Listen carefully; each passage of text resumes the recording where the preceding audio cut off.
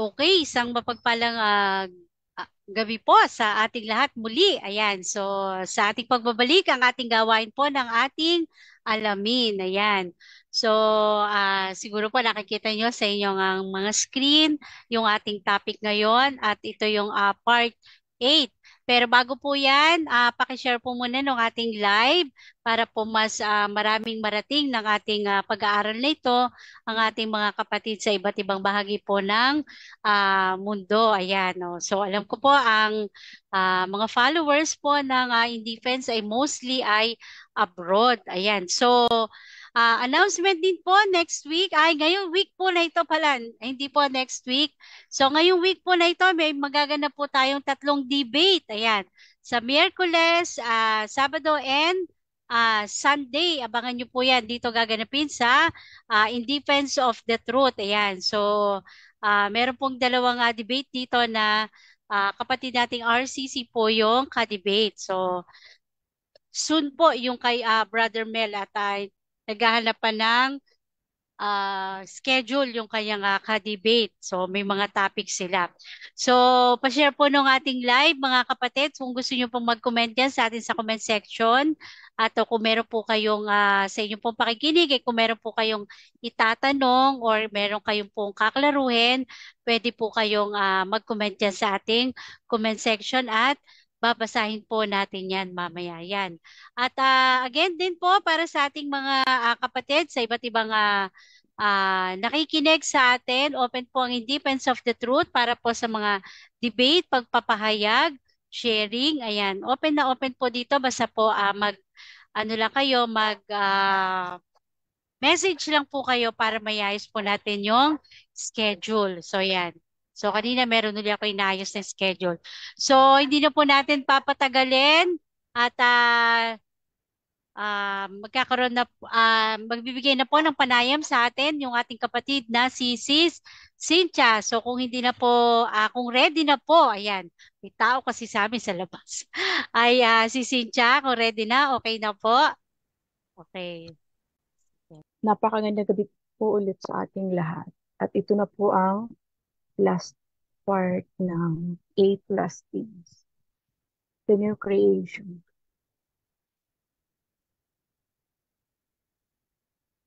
Walang hanggan at banal na Ama, binago mo ang iyong mga anak sa pamamagitan ng sakramento ng binyag upang maging isang nilikha kay Kristo.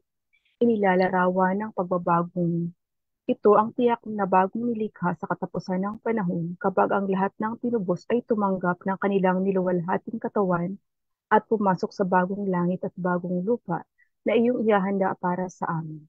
Ito ay isang pangyayari na hindi maintindihan ng aming may hanggang mortal na pag-iisip, ngunit kami ay may pag-asa at pagtitiwala sa mga pangako na iyong ginawa sa amin tungkol sa kalagayan ng walang hanggang kaligayahan kung saan dadalhin ang ng ating bridegroom si Yesu Cristo ang kanyang bride ang simbahan. Ipadala ang iyong banal na Espiritu, Panginoon, upang gabayan kami sa huling araling ito tungkol sa walong huling bagay na ikinababahala ng sangkatauhan. Kami ay nananalangin sa pangalan ng Diyos Ama, ng Anak at ng Espiritu Santo. Amen.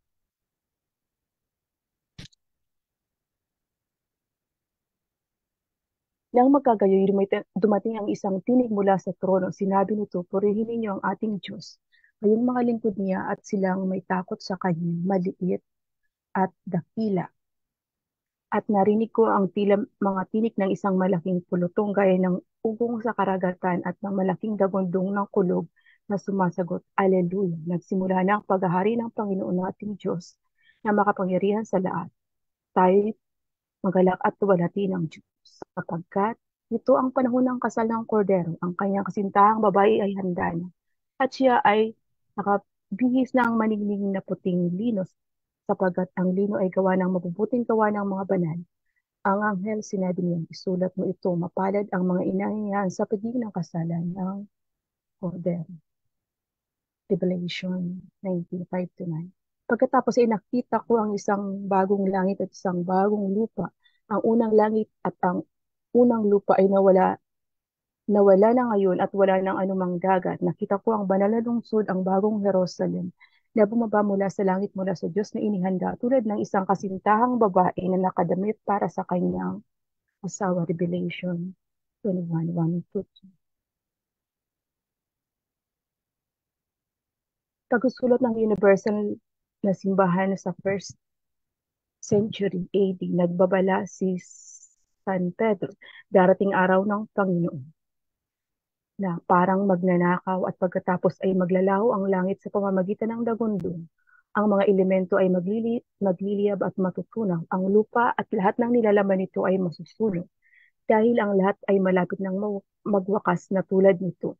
Anong banal na pamumuhay ang dapat mong ipamuhay habang hinihintay mo ang araw ng Diyos na dumating at subukang pabilisin ang pagdating nito? Sa araw na iyon, ang langit ay matutunaw sa apoy at ang mga elemento ay matutunaw sa init.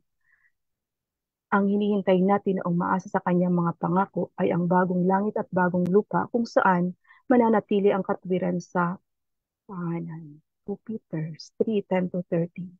Ang babala ni San Pedro ay may kaugnayan ngayon gaya ng wala pang 2,000 years ago na ang nakalipas. Isinulat niya ang huling pagbabago ng paglikha tulad ng alam natin kapag natapos na ang kaharian ng Diyos at ang simbahan sa kanyang pagiging perpekto sa pagkamatay ng lumang nilikhas sa pagdadalisay ng apoy at ang pagsilang ng bagong langit at bagong lupa sa pagpapanumbalik ng bagong kosmos. Ito ang bagong nilikha kung saan ipinangaral ni San Pedro sa Acts 3:20 nang ipropesiya niya ang mga pangyayari sa ikalawang pagparito ni Kristo sa templo sa Jerusalem. Pagkatapos ay ipapadala niya sa inyo, Diyos, ang Kristo na itinalaga niya noon pa man. Iyon ay si Jesus, na dapat ingatan ng langit hanggang sa dumating ang pandaigdig na pagsasauli na ipinahayag ng Diyos na nagsasalita sa pamamagitan ng kanyang mga banal na propeta.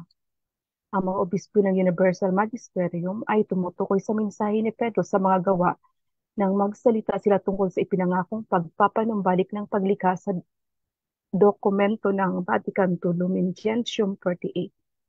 Ang simbahan kung saan lahat tayo itinawag kay Kristo Jesus at kung saan tayo ay nagtatamo ng kabanalan sa pamamagitan ng biyaya ng Diyos ay makakamit lamang ang ganap na kasakdalan nito at sa kaluwalhatian ng langit kung kailan darating ang panahon ng pagpapanumbalik ng lahat ng bagay. Gawa 3:21.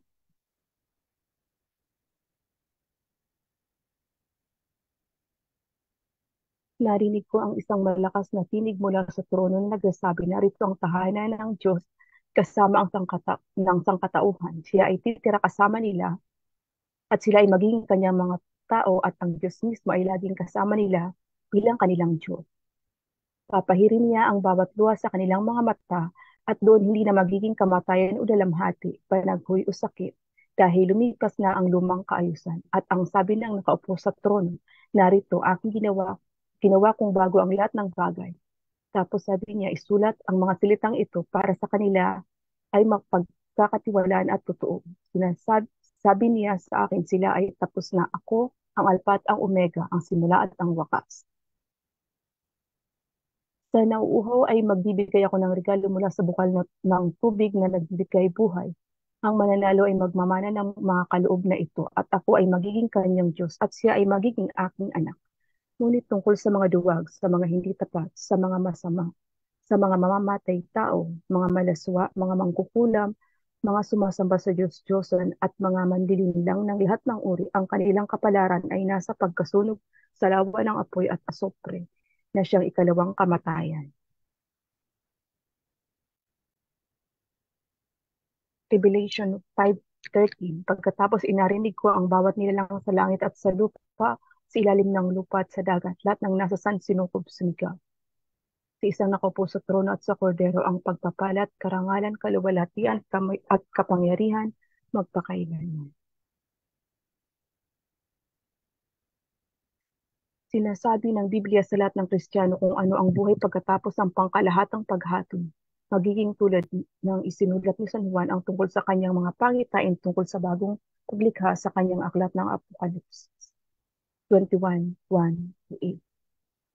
Pagkatapos ay nakita ko ang bagong langit, isang bagong lupa. Ang dating langit at ang dating lupa ay lumipas na, malayo at ang dagat ay wala na. Nakita ko rin ang banal na lungsod, isang bagong Jerusalem, bumaba mula sa langit mula sa Diyos, na inihanda bilang nobya na pinalamutian para sa kanyang asawa. Tanong, binanggit ni San Pablo ang bagong paglikha sa Efeso 1:10, Colossians 1:19-20. Paano inilarawan ni San Pablo ang pangyayaring ito sa mga talatang ito? Sagot sa Ephesians 1:10, sabi niya na kapag lumipas na ang panahon ay pagsasama-samahin ang lahat sa ilalim ni Kristo bilang ulo sa langit at lahat ng nasa lupa. Sa Colossians 1:19-20, sumulat si Paul, sapagkat nais ng Diyos na ang lahat ng kapuspusan ay masumpungan sa Kanya at sa pamamagitan niya ay ipagkasundo ang lahat ng mga bagay sa Kanya, lahat ng nasa langit at lahat ng nasa lupa. Ang aking pagkikipagpayapaan sa pamamagitan ng Kanyang kamatayan sa krus. Ang pagbagsak na ito at ang pagpasok ng kasalanan at kamatayan sa paglikha ay sumisira sa bagong kaayusan at kapayapaan ng kosmos. Ang buong sangnilikha ay nahiwalay sa lumikha sa pamamagitan ng pagbagsak ni Adan na naging sanhi ng kamatayan at pagkabulok ng nilikhang kaayusan. Ang wakas ng kaguluhang ito ay nagsisimula sa krus, ngunit ang kaayusan ay hindi ganap na maitatag hanggang sa ikalawang pagdating kapag pinagsama-sama ni Kristo ang lahat bilang isang buo na pinag-isa niya bilang ulo upang muling iugnay ang nilikha sa Diyos. Sa panahong iyon, magkakaroon ng pagbabago ng langit at lupa at isang pagkakasundo ng sangnilikha sa sangkatauhan at mga anghel na nilalang sa ganap na pagpapasakop sa kalooban ng Diyos tulad ng nangyari sa Eden bago ang panahon ng pagkahulog mula sa biyaya ng ating orihinal na mga magulang.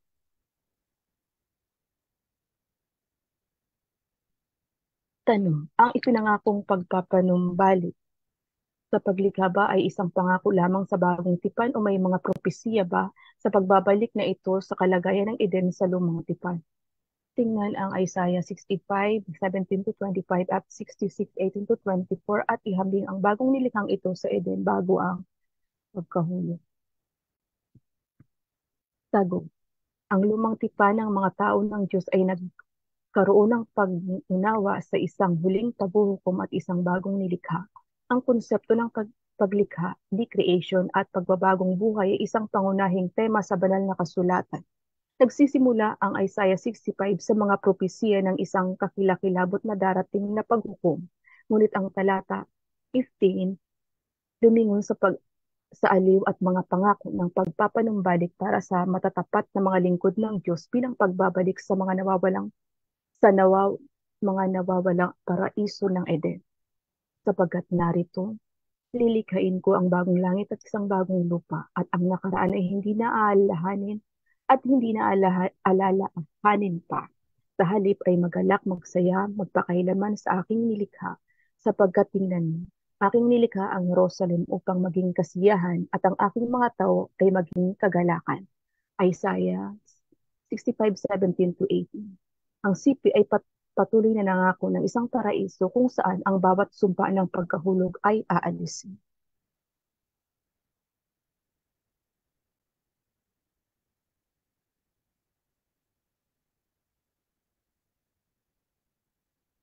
Mga passages ay patuloy na nangangako ng paraiso kung saan ang bawat sumpa ay tatanggalin. Number 1, walang pag-iyak, walang pagkawala ng mga sanggol pagkatapos ng kapanganakan at mahabang buhay sa talata 19-20. Nagmumungkahi ng walang kamatayan. Ang kamatayan ay resulta ng kasalanan ipinakilala sa pagkahulog ni Adan. Ang talatang ito ay nagmumungkahi ng pag-alis ng sumpaan ng Genesis 3:16. Number 2, na sila ay magtatanim ng mga pananim na namumunga at hindi magpapakahirap sa walang kabuluhan. Talata 21-23. Nagmumungkahi ng pag-alis ng sumpa ng Genesis 3:18-19. Number 3, lahat ng hayop ay makakaranas ng perpektong kapayapaan. Talata 25. At magkakasamang kakain sa halip na kakainin ang isa't isa. Sa pagbabago ng mga kondisyon pagkatapos ng malaking baha kung kailan pinahintulutan ang pagkain ng mga hayop at ang mga hayop ay nakaranas ng takot sa unang pagkakataon. Sa Genesis 9, 2 to 3. Number 4, na ang alikabok ay pagkain ng ahas sa talata 25, nagmumungkahi na ng pagpapatuloy ng sumpa sa Genesis 3:14, kung saan isinumpa ang ahas na siya ay gagapang at alikabok ang pagkain habang nabubuhay. Marahil ay isang pagbawi mula sa sumpa sa taong nababalik siya sa alabo. Genesis 3:9. Isaiah 66:18 to 24 ay ang huling sipi ng aklat ni Isaiah. Verse 18 ay ang simula ng isang eschatological discourse na nakikita ang katapusan ng panahon kapag ang Diyos ay darating upang tipunin ang lahat ng mga bansa ng sangkatauhan.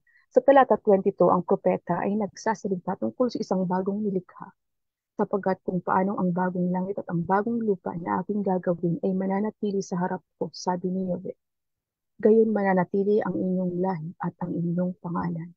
Ang talata ay nagtatapos sa isang pangitain ng lahat ng matuwid sa pamilya ng tao, mga Israelita at mga Hinte, na sumasamba kay Yahweh sa kapayapaan at kagalakan. Ngunit ang mapaghimagsik ay ibinibigay sa walang hanggang pagdurusa. Tanong, si Jesus ba ay nagsasalita tungkol sa bagong paglikha sa panahon ng kanyang ministeryo? Tingnan ang Matthew 19:27 to 29. Sagot. Sa talatang ito, ipinangako ni Jesus sa mga apostol na hahatulan nila ang 12 tribo ng Israel kapag ang lahat ay ginawang bago at ang anak ng tao ay nakaupo sa kanyang trono sa kaluwalhatian. Ang tinutukoy ni Jesus ay ang pagpapanibago ng paglikha sa katapusan ng kapanahunan ng tao. Tanong, bakit kailangan na hindi lamang ang sangkatauhan ang muling ipanganak at mabago, kundi ang paglikha ay dapat ding mabago? Tingnan ang Romans 8:18 to 23. Sagot. Ang tao ay malapit na nauugnay sa paglikha. Siya ay may sagrado at malalim na kaugnayan sa lupa mula sa panahon ng paglikha nang si Adan ay nabuo mula sa alabok ng lupa. Makatuwira na hindi lamang dapat irinyo ng Diyos ang sangkatauhan na napinsala ng kasalanan, kundi pati na rin ang nilikha na nasira at napinsala din ng kasalanan. Sa panahon ng kanyang ministeryo, hindi lamang pinatawad ni Jesus ang mga kasalanan, pinagaling niya ang mga may sakit, binigyan ng paningin ang mga bulag at binuhay ang mga patay. Binago niya ang natural na mundo. Sumulat si St. Paul sa Romans 8:19 at 21. Ang buong sangnilikha ay naghihintay ng may pananabik na mahayag ang mga anak ng Diyos. Plano iyon ng Diyos at ang katiwalian at dalhin sa parehong maluwalhating kalagayan bilang mga anak ng Diyos. Ang pagpapanumbalik na ito ay ang karaniwang tadhana ng kosmos at ng tao.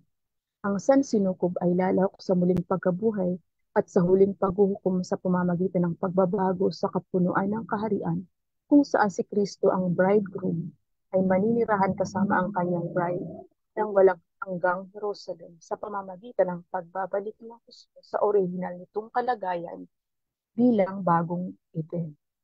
Tingnan ang Catechism 1046.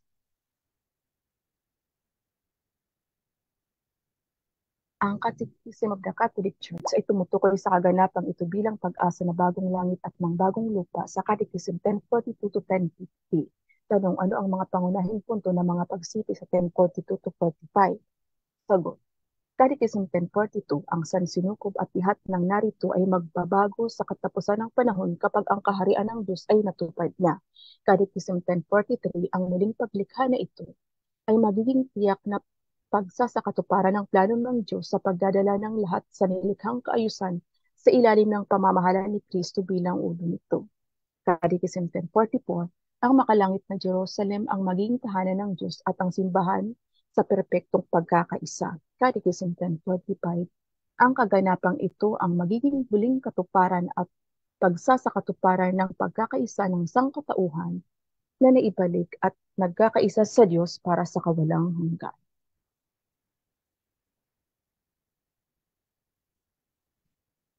Inilalarawan ng banal na kasulatan ang pagluluwalhati ng tao at ng kusmos ng bagong paglikha sa Revelation 19:1-9, 21:1-22:5. Pakibasa ang mga talatang isang buod ng pangitain ni San Juan tungkol sa bagong nilikha. Panahon na para sa hapunan ng kasal ng kordero at ang kanyang nobya ay nakadamit ng mabubut gawa ng mga banal. 19:7-9. Ang lumang nilikha ay maglalaho sa apoy at isang bagong langit at bagong lupa ang papalit dito, 21:1. At ang lupa ay hindi magkakaroon ng dagat. Marahil ay isang paalaala ng tubig ng pagkawasak na dulot ng malaking baha. Ang bagong Jerusalem ay bababa mula sa langit na inihanda bilang isang kasintahang babae. 21:3.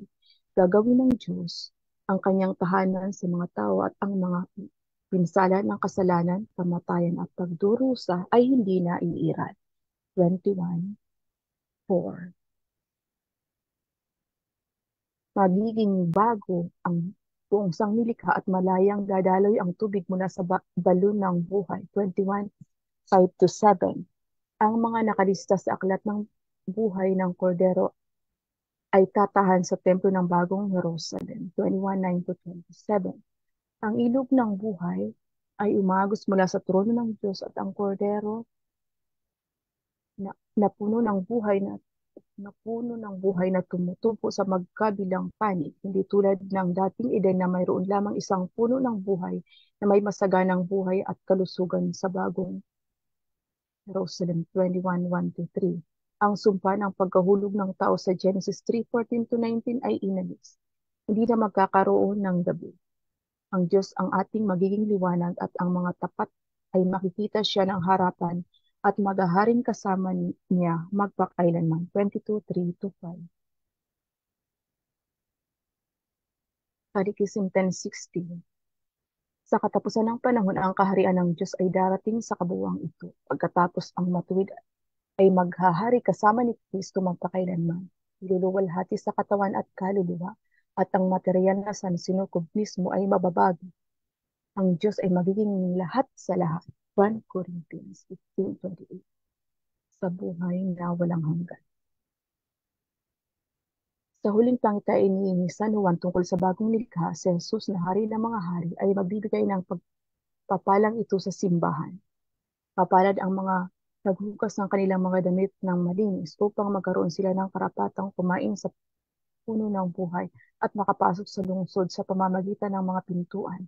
Ang iba ay dapat manatili sa labas. Magsikap tayong lahat na maging yaong mga pumapasok sa mga pintuan ng bagong Jerusalem. Ito ay isang pag-asa na pinahahalagahan ng simbahan mula noong pag-akyat sa langit ng tagapagligtas. Sumulat si Saint Cyril ng Jerusalem tungkol sa pag-asang ito. Ang tunay at nabubuhay na binubuo nito ang Ama sa pamamagitan ng Anak at sa banal na Espiritu na ibinuhos ang kanyang mga kaloob sa langit at sa lahat ng bagay ng walang pagbubukol. Dahil sa kanyang awa, tayo rin bilang tao ay nakatanggap ng hindi matatawaran na pangako ng buhay na walang hanggan. Catechism References tungkol sa New Creation. Catechism 1042, ang plano ng Diyos sa katapusan ng panahon. 1043, ang pagkakaisa ng plano ng Diyos. 1044, ang makalangit na Jerusalem. 1045, huling pagsasakatuparan ng pagkakaisa ng sangkatauhan. 1046, pagpapagaling ng kusmos. 1047, ang nakikitang sansinukob ay nakikibahagi sa pagluwalhati kay Kristo at sa tao. 1048, hindi na natin alam ang oras ng huling kaganapang ito. 1049, ang aming patuloy na pagmamalasakit para sa paglikha nito. 1050, ang huling pag-asa ng buhay na walang hanggan. Dito po nagtatapos ang part 8 at maraming salamat po sa pakikinig. God bless us.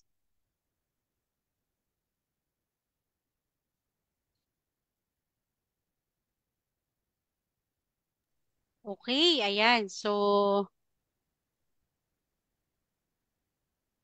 yan. Bakit?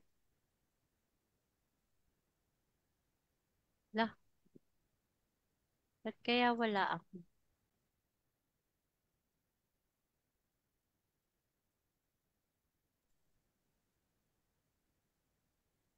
Si Cynthia, may nakikita ba kayo sa akin? Multo. Sorry, Nandiyan ka na sa San Sinukob. ba't ganun?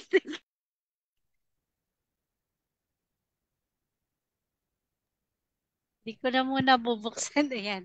So, ah, ayan, yan po yung pinakang pagtatapos nung eight lastings, nung topic ni si Cynthia. Kung gusto niyo pong i-review uli, dito po sa atin sa page, ayan, so nandyan po i-scroll up nyo lang po, i-search nyo lang po.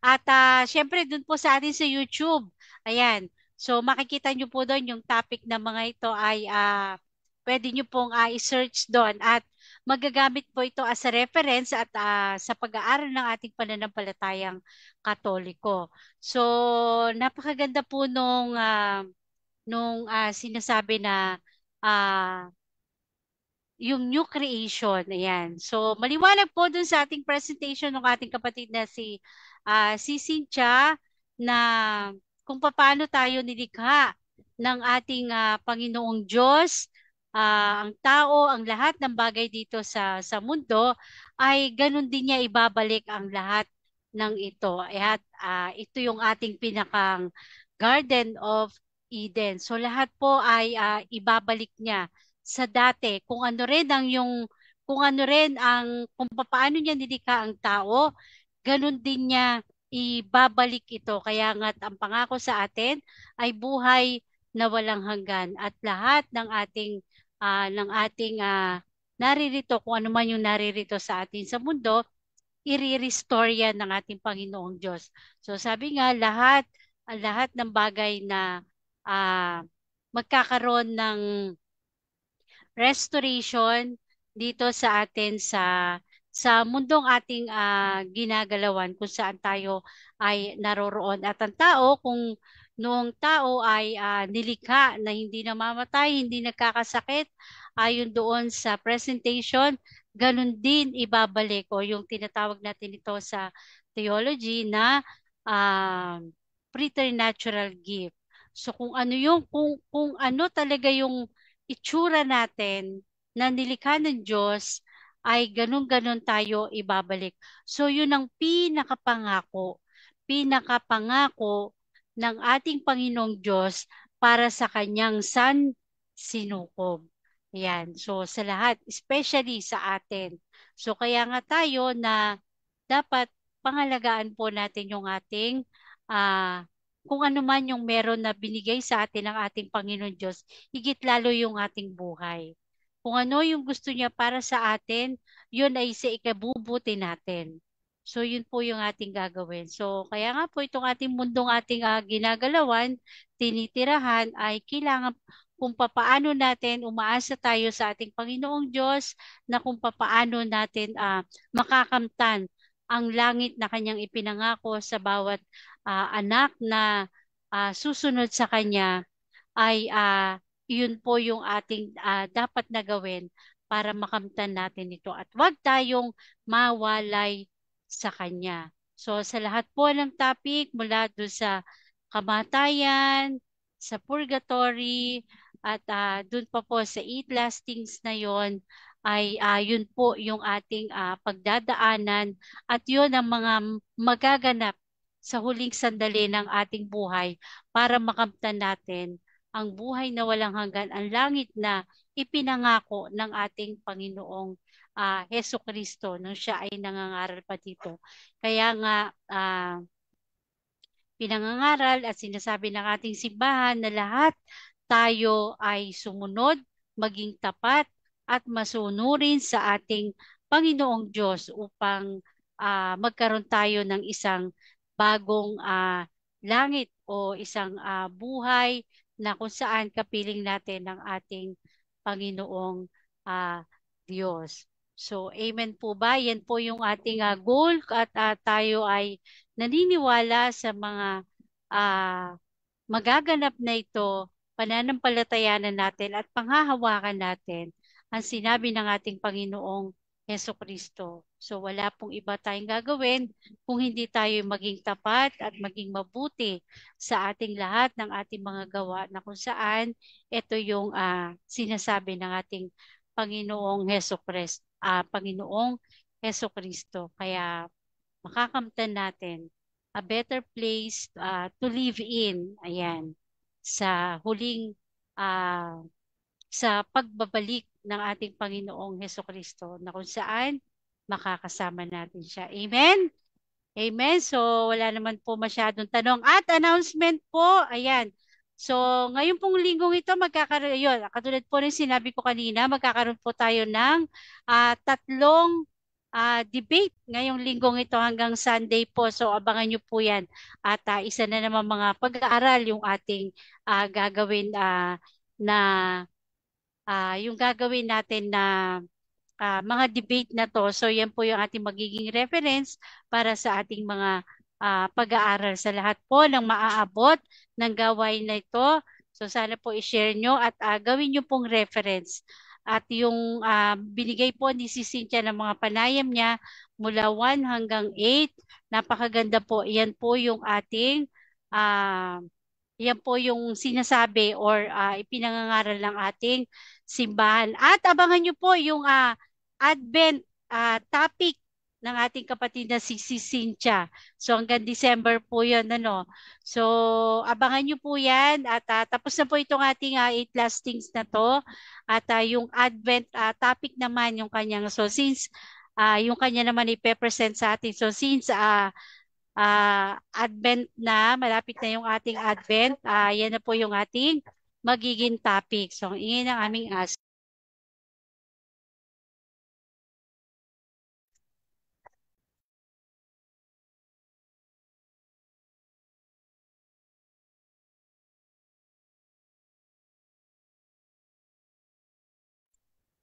Yan. So, try ko nga buksan. Yan.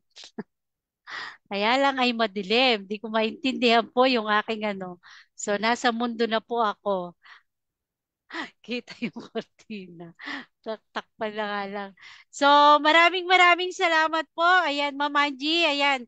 Ay, inom ka lang po ng ano, talagang uso. Dito sa amin po, uso talaga yung trangkaso. Ayan. So, Bro Harry, Ma'am Angie, and syempre yung nagbigay sa atin ng panayam o ng ating topic, si Cynthia, thank you so much. Maraming maraming salamat sa inyo sa pag-join dito at talagang very supportive. Ito kahit na busy, ayan, Mamanji, pagalingin mo yung iyong lalamunan. Sana wag tayo magkasakit. Dito sa amin, usong-uso na naman ang trangkaso. So, maraming maraming salamat po sa ating lahat, Bro Harry, Mamanji, and si Cynthia. God Thank bless you, us Sis all and Malo, thank you Mama G, Cynthia. so God bless much. us Salamat all. po sa ating lahat. Thank you, thank you. Inom ka, ma'am, kalamansi. Kala ko ba't nag-mute si ma'am? Salamat po.